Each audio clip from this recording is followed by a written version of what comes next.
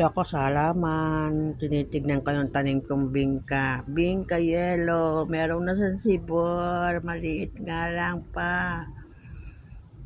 Sarap talaga magtanim. Ayun siya, sumibol na si bingka. Tagal ko nag-antay, sandali ganun mahigit. May sibol na siya, maliit lang. Oh. Antayin ko ito paglaki. Wow, may yellow bingka na ako. Sarap magtanim.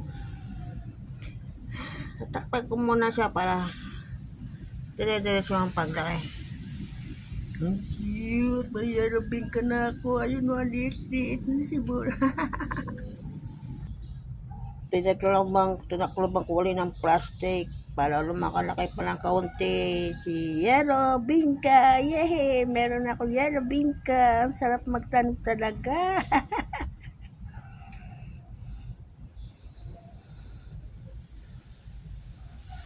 Ito si Pinky. Ito si Polka Dots bingka. Yehey! Ang dami ko ng halaman. Nakakatuwa. Sarap pag-araga ng halaman. Ooh, my beautiful plant. Hihi, sarap magtanim. Pampahaba ng buhay. Ang ganda nito. Meron pa akong gustong bilhin. Kulay pulang-pula talaga. Bye-bye. Ingat kayo lagi.